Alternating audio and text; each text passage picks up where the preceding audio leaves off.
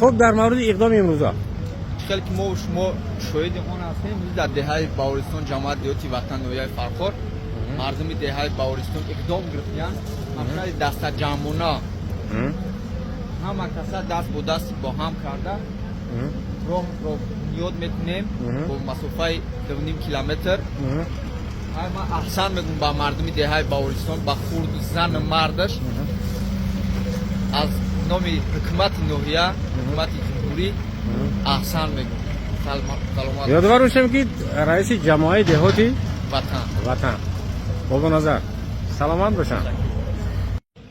خب درود به شما هموطنان ارجمند. من در گزارش گذشته هم گفتم که دهه باورستان دهه من در ناحیه فرخار پای آبادکاری ها جدی سهم گرفته ایستادند. یک گروه جوانان به خلاصه آمدند که دههشان را آباد کنند و یا دهه امان را و اقتباس شروع شد و تمام فرزندانی با آر و ناموسی این دهه به هم آمدن صورت حساب شدن و قریب 2 میلیون سامانی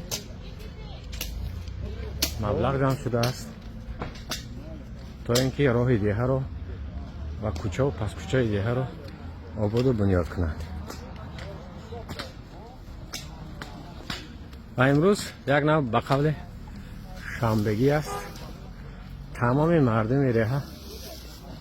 مردم دهه اینجا ریختن تا هر یک سهم بگیرند در آبادی دههشان. یک دعا با اهل زحمت، با برادران بناموس، با شرف و آبادکار دهه‌مان. با شما امید دراز با برکت در صحت وقتی فرش برکت در کسب کار شد پروردگار خواهش کرده چه مراد و مقصدی که در دل داشته باشه خداوند با مراد و مقصد شما برسونه. الله اکبر. سلامت باشن. من حدوداً از 500 نفر بشن. خورشید درباره اقدام امروزا چی اقدام است امروز؟ امروز اقدامی که ما همه راه دهه را آباد کرده سیم یک جایگی با دستگیری و بچه های همه دهه شهر مردم همه دهه رحمت پدر مادر همش دا میگیم یک آبادی میکنیم. سلامت باشن. یعنی بنیادی رو مانده نباشن. رحمت مانده نباشن. بهترین اقدام بهترین کار. سلامت باشن.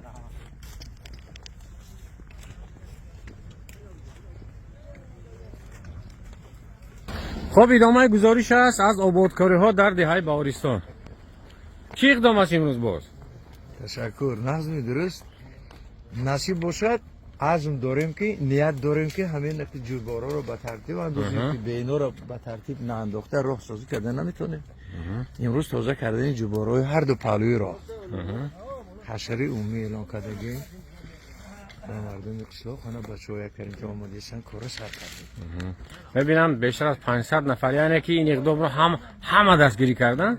مراجعت به تمام ساکنان ده بود. شاید یگانه اقدام بود که چی بگم همگانی شده. البته هر یک کس میخواهد در آبادی دیارش سهم خشک گذارن. بچه‌ها ما آگاهن باوری است که همشون آماده سهم خشک میگذارن. سلامت باشن. تشکر. اکای نوروز مانده نباشن. اندیشه شما در مورد اقدام؟ سلامت باشین. اقدام بسیار اقدام بهترین. این اقدام با فکر میکنم که مکتب تجربه پیش قدم در دیگر جواب میشود. این فرزندان ما بسیار سخاوتمندی و مردانگی و بسیار روح خیر رو پیش گرفتن. خدا خواهد البته با همین واسطه بچه‌های ما همین دهه ما با حسن حقیقی بگردد. سلامت باشن. مورد آبادکاری های دهه خب چی نظر دارید شما؟ در نظر داریم که آباد کنیم ده همون اونجا کشار چاوا بریم یا اون کس بگه در اقدامی اون آدم های خوب سعی میکنن در آبادانی دیگه. سلامت باشن. خب همش دست ساعت حالا 9 نشده است. ببینید فوجی انا مردم ده اینجا برای سهم خود را گذاشتن می آیند و گمان میکنم که واقعا هم هر یک می خواهد دیه مانده نباشن، سلامت باشن. بهترین اقدام، بهترین کار. درود باش. خوبم.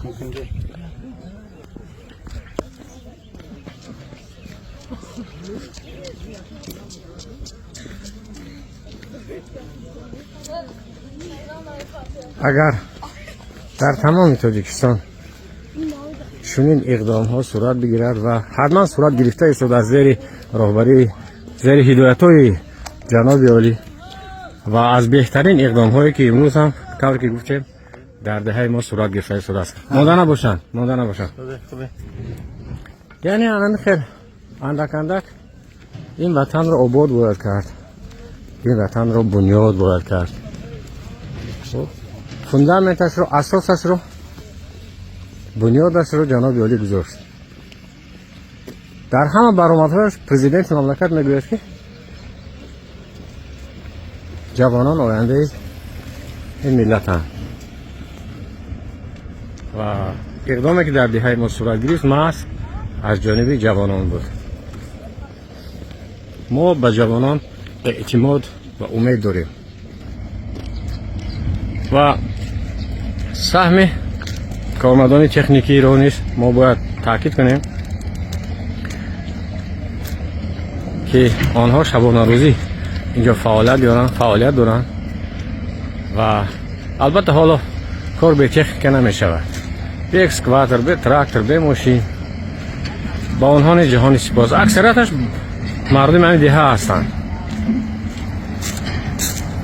هدفشان سهمگیری. اینجا گزارشم را ختم میکنم. تاجیکستان را آباد باید کرد.